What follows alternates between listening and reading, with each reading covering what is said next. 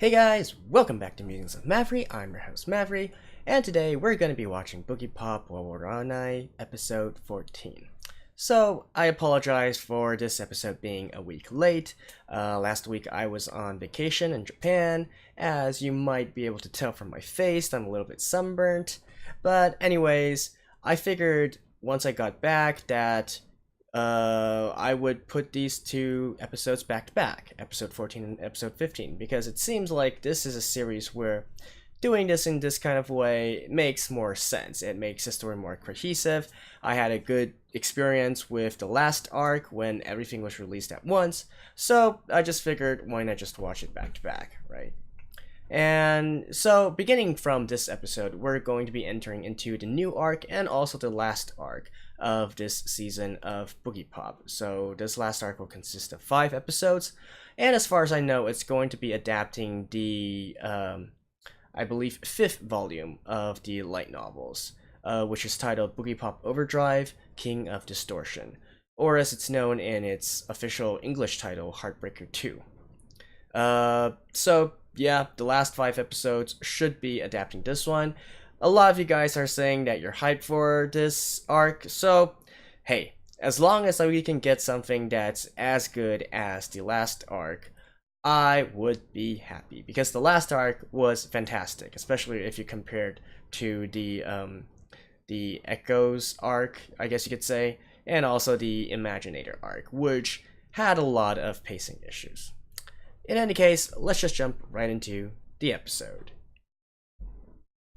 So, skip the beginning, and let's begin in 3, 2, 1, play.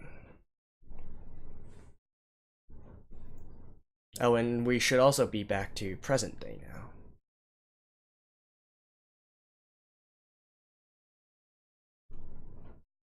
Okay, this is the boyfriend of Toka.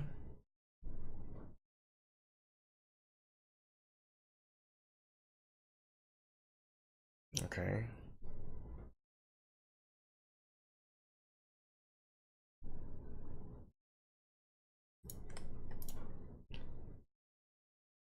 I believe his name is Keiji? Yeah.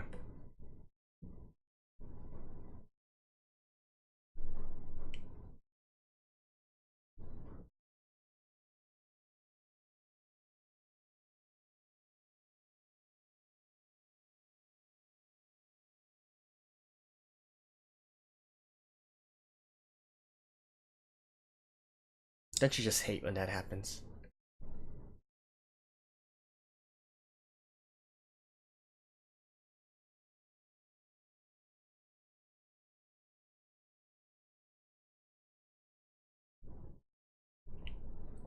Okay, is something gonna happen to this little kid?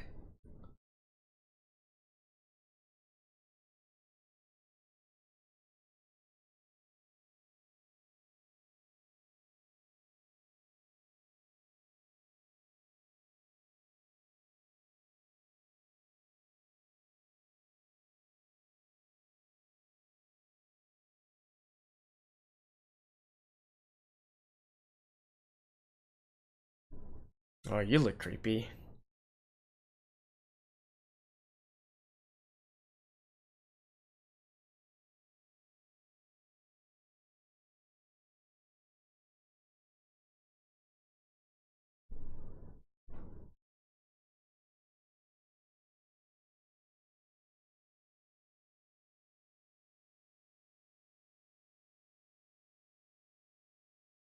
Oh yeah. Ah, King of Distortion?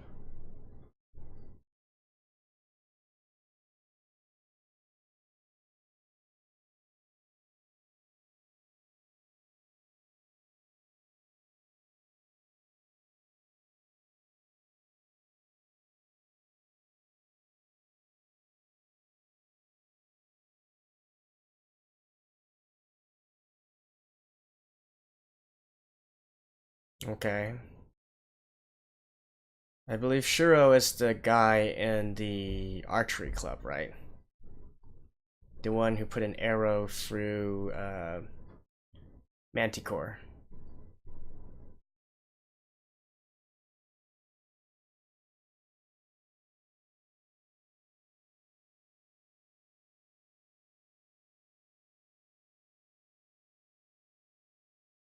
Hmm?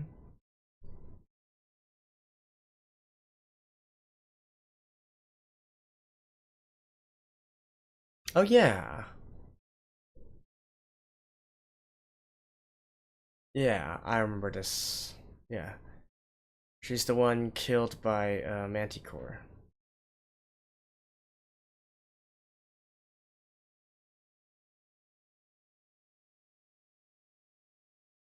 I believe. Oh yeah, Naoko. Naoko. I actually have a little character cheat sheet um, open.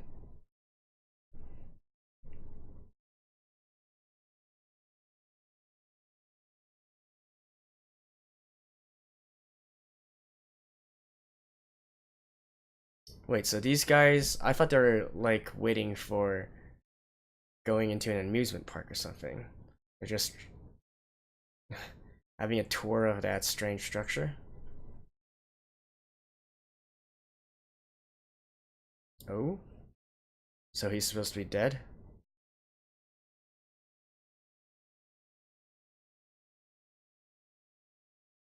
Tower of Babylon.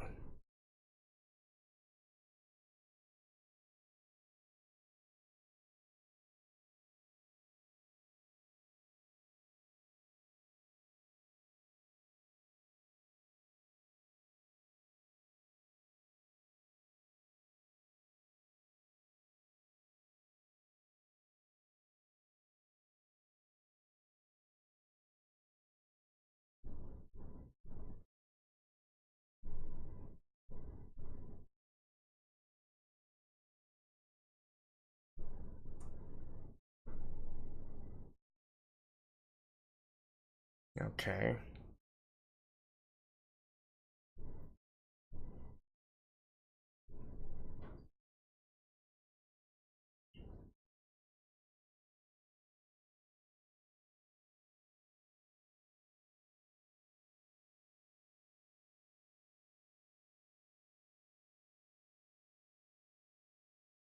Oh, they want to demolish it? Why? It's already finished.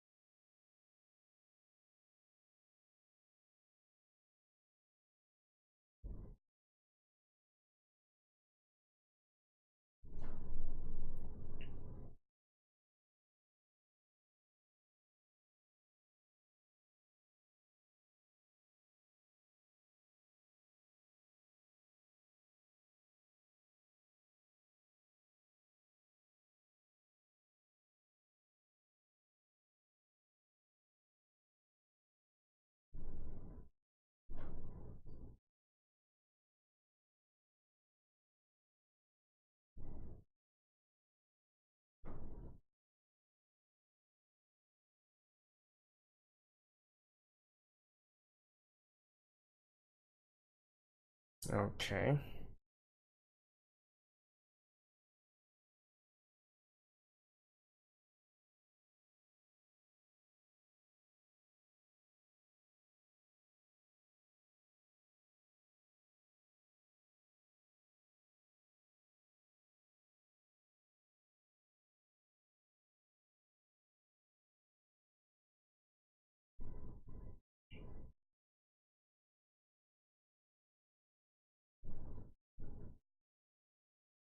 Really?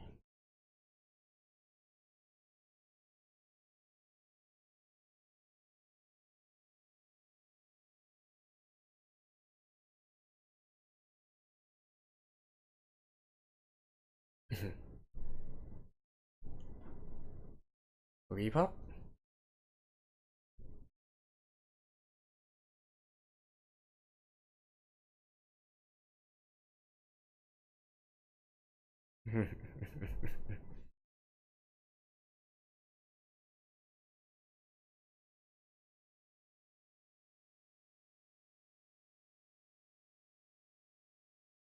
Don't give him any ideas, Boogiepop.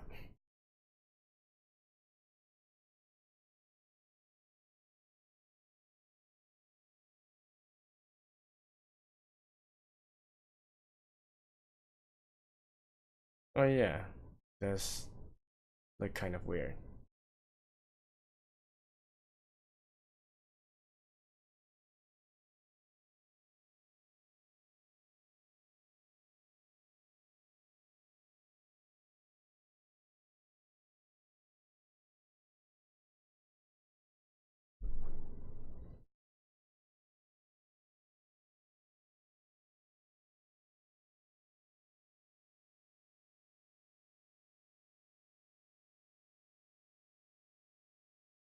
And yeah, this girl was also part of the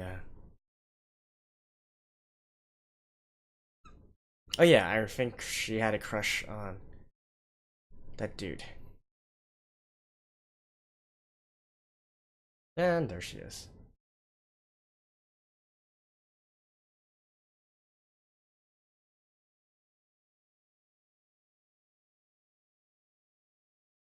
Well, sorry dude, looks like you got stood up again.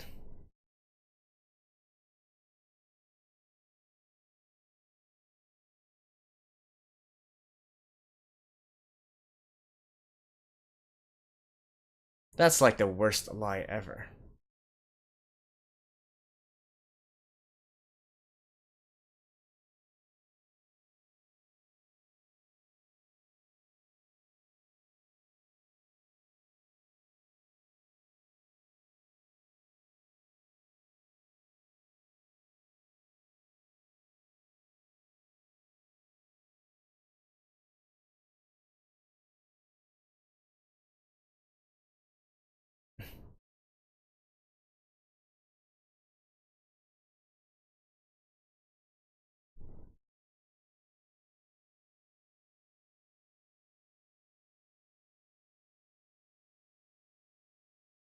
I don't quite remember this girl though. Was she?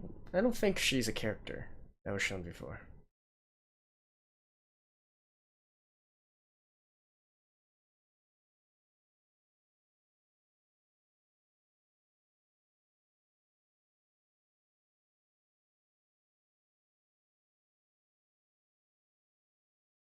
So no floors and entirely a slope.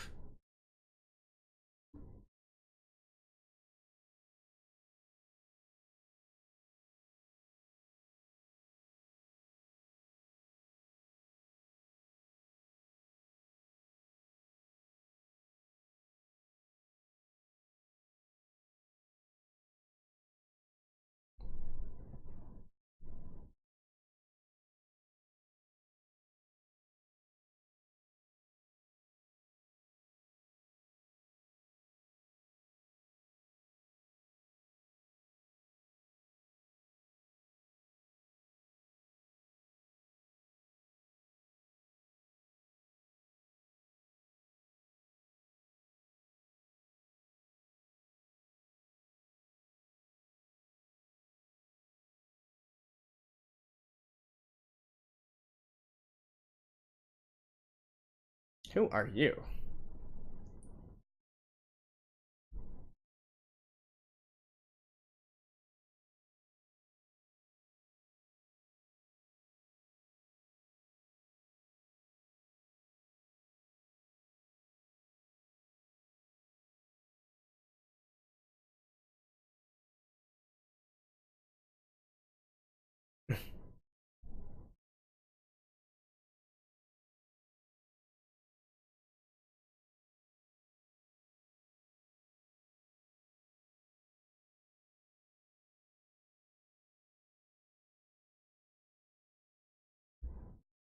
Okay. I'm assuming this is distortion.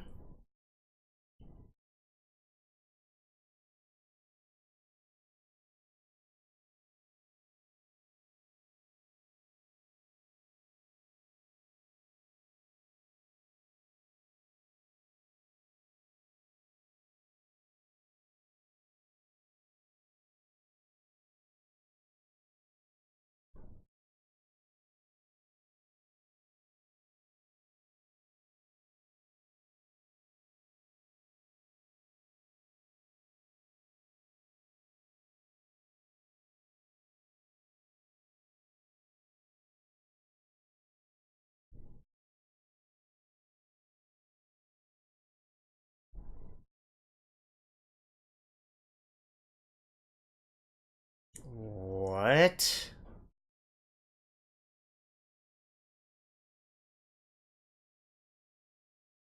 Oh, I thought all the people turned into this for a second.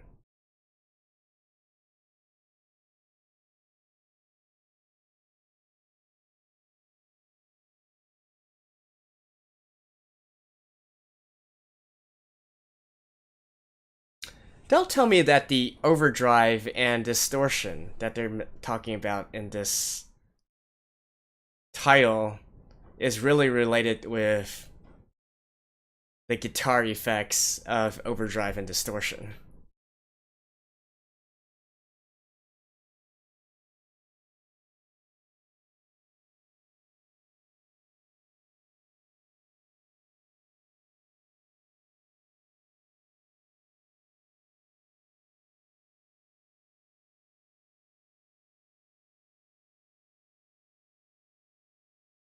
Okay, this is getting really trippy.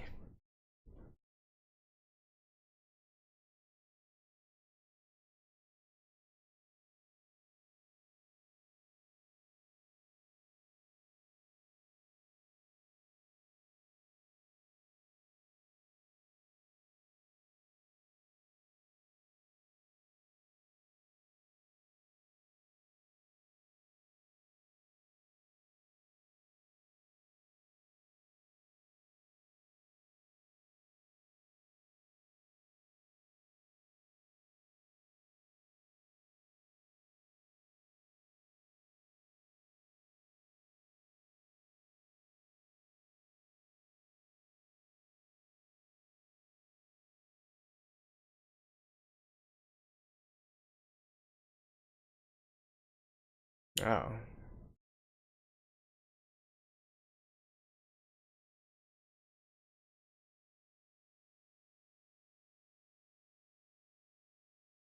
Yeah, that part was really unclear to me.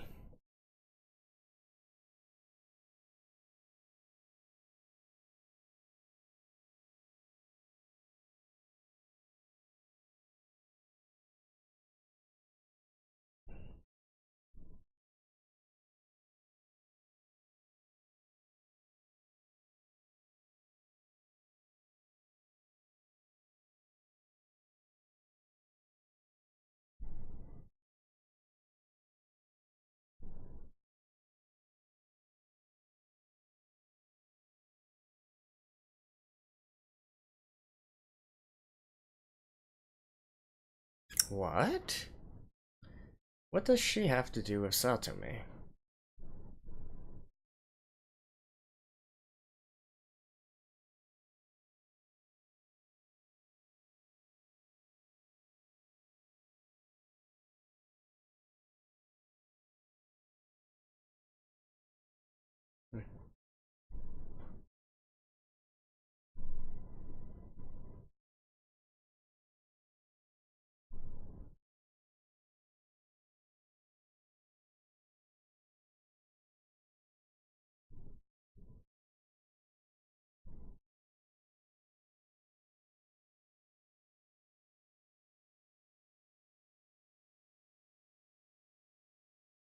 No.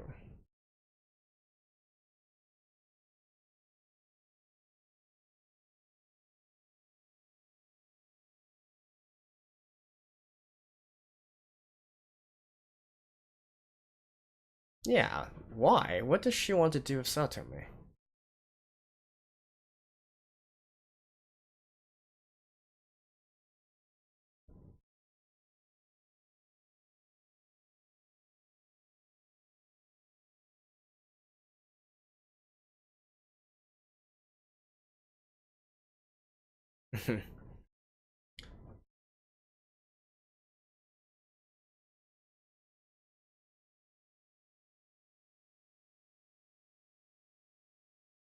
So she has something she wants to ask him?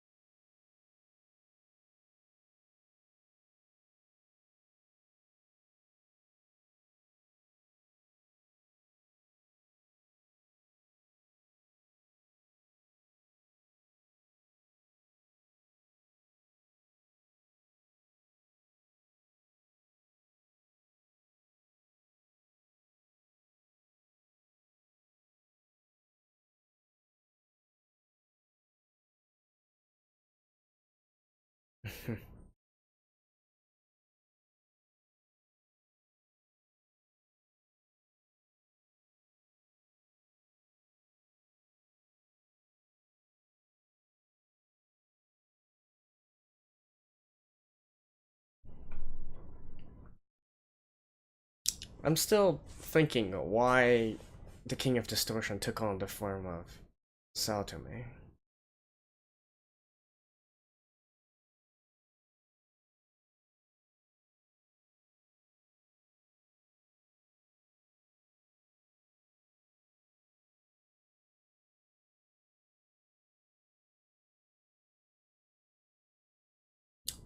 Punch him? Yeah, Boogiepop.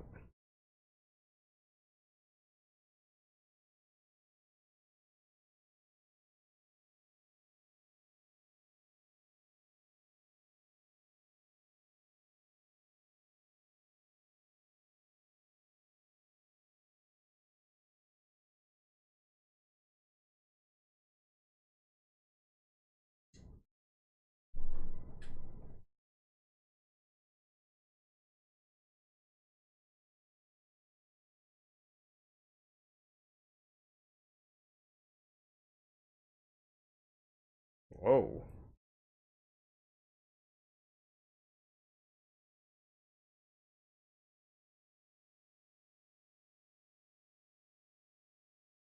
Yeah. Even Boogiepop was kind of tricked by him.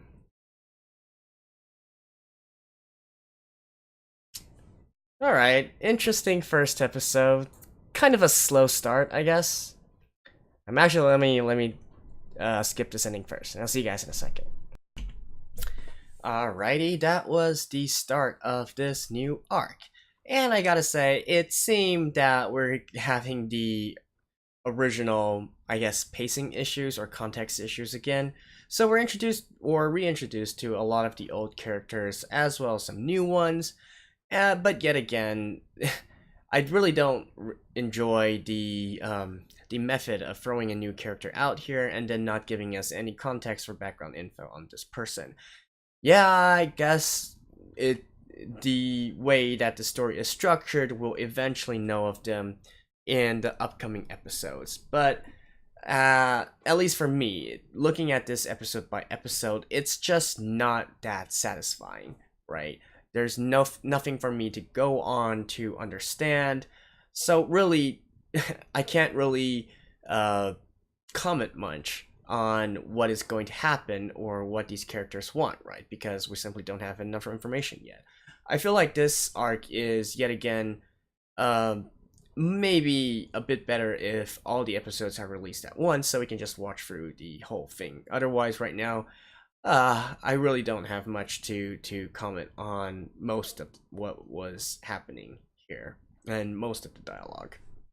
So the only real thing that I took an interest in, or we could kind of speculate, is in regards to why Nitoki, why Nitoki had Saotome manifesting in front of her. Because, okay, so maybe quickly, just to make sure we're all on the same track, it seems that this king of distortion is sort of like reflecting your regrets or any lingering thoughts you have in your heart to you, and then forcing you to make a decision on how to confront these thoughts. Honestly, I don't see why this is a threat to humanity as it is right now, but apparently Boogiepop thinks it is, so I guess we'll learn a little bit more about this in the upcoming episodes. But at the very least, it seems that, it seems to be pretty mundane, right? Just for instance, that security guard dude. His regret was basically, I'm thinking maybe he didn't confess to the girl that he loved once at the end of high school, so that's something that he's been regretting ever since. And now, this King of Disruption is giving him a chance to set things right again, or at least say out loud what he wants. What will happen after that? I guess it's anybody's guess. But again, since Boogiepop is out, apparently this is going to cause some problem to humanity if left unchecked. So we'll see. Yeah, and besides that, okay, so back to what I was talking about with Nitoki and Saotome. So I actually went back and looked through the third episode, which is when they had interactions, because it really didn't make sense to me why Saotome was the one who manifested in front of Nitoki.